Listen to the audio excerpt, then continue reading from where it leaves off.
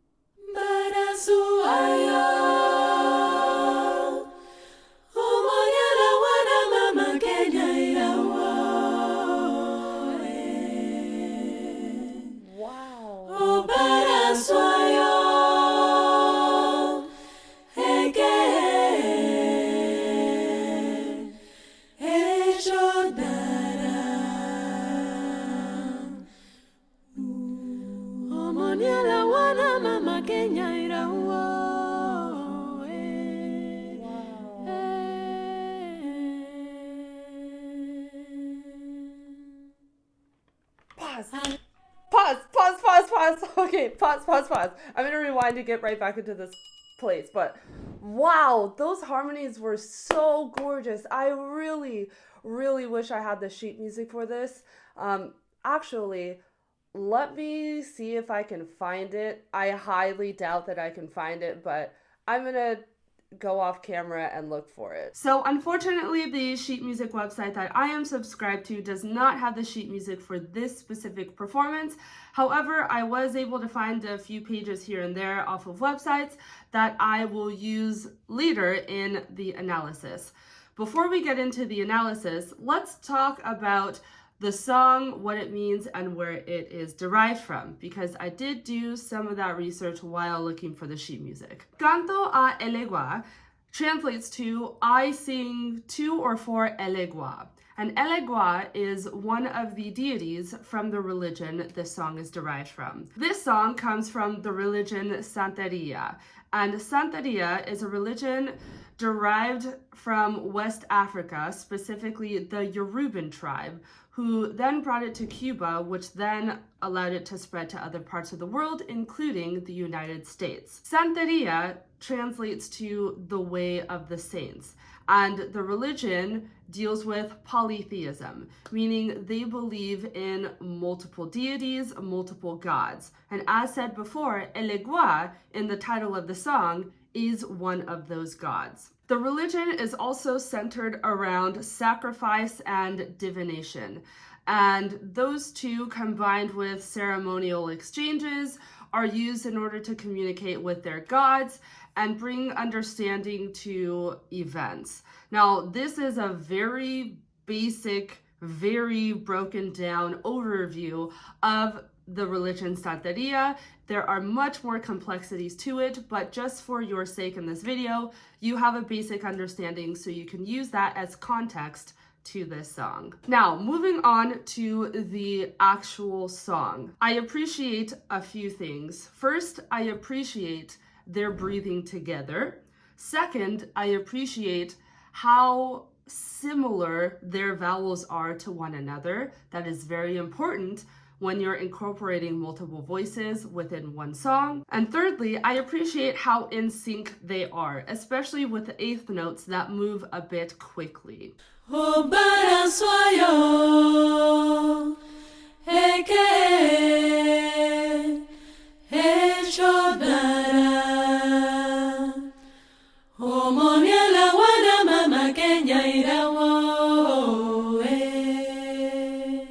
This piece is in C major, and I did notice that they do like to end a lot of their phrasing with a minor third.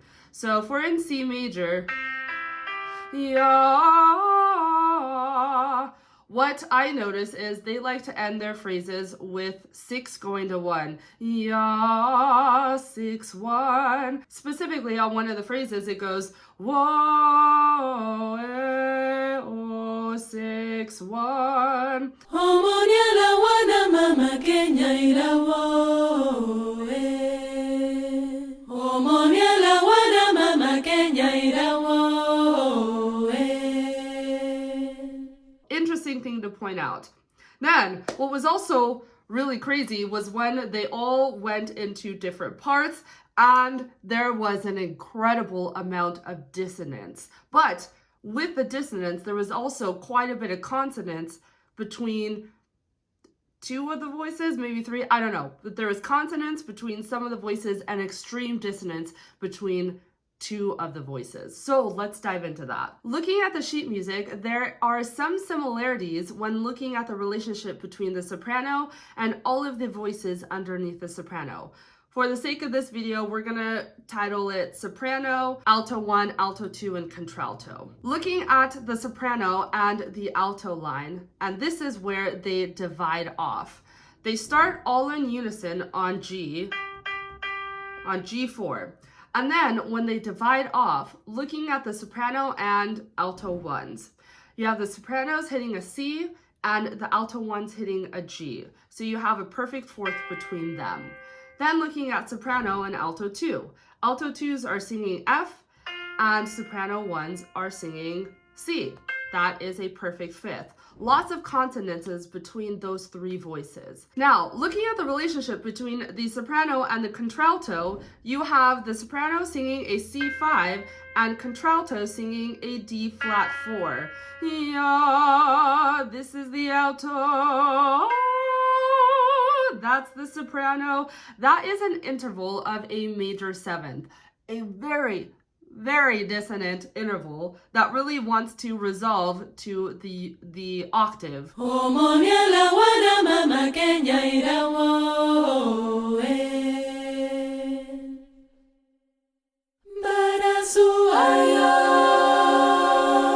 That is a super dissonant interval, and we see these similarities in lines later on. Now in the next line, the relationship between the soprano and contralto is similar in a sense. It's the interval of a 7th, but before we were hearing intervals of major 7th, and now we're hearing intervals of minor 7th. Still extremely dissonant considering this sound. C flat 5 in the soprano and D flat 4 in the contralto. This is a minor 7th. Yeah, if you go up another half step, yeah, there's your major 7th, yeah, there's your octave. The interesting thing about the soprano and contralto is this idea of dissonance. They have this interval of either a minor 7th or a major 7th. And the reason why it's so powerful in these instances is for 2 reasons. One, that interval, minor or major 7th, is so dissonant because it really wants to resolve to the octave or even the minor 7th to a 6th, which brings some consonance. And then secondly, it's that much more dissonant because they're in the outer voices. The soprano, the highest note, and the contralto, the lowest note. The 2 voices that the ears tend to gravitate to quickly and first.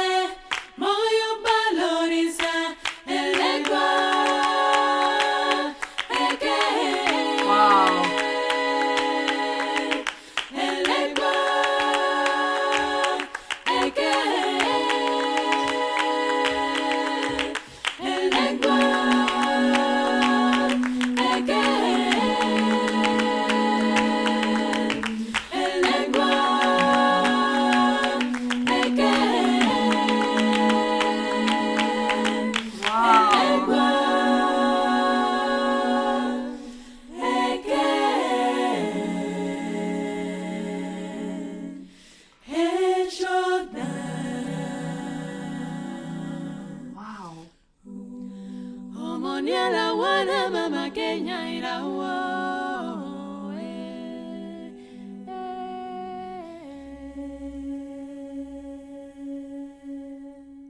Wow, that was so good. That was really interesting. It makes me want to go and listen to other harmonies from the same religion, the same tribe.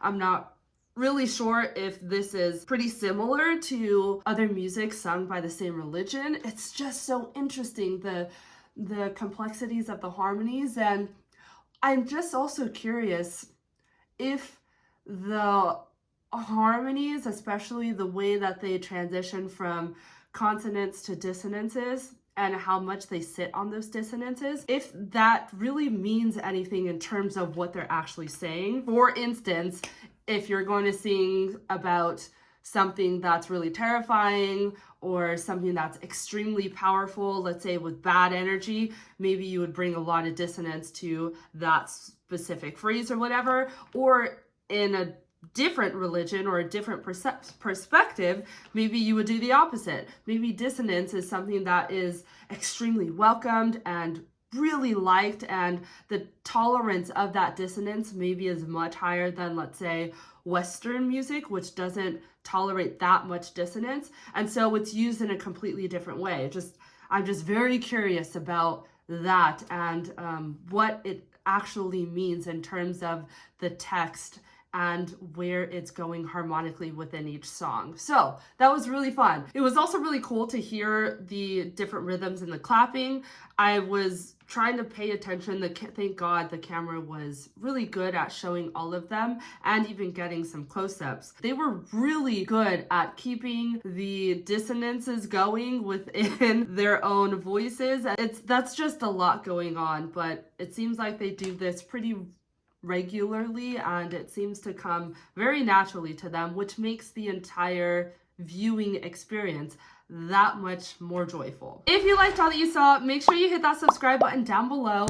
Comment down below what performance by your favorite artist you would like me to do an analysis on.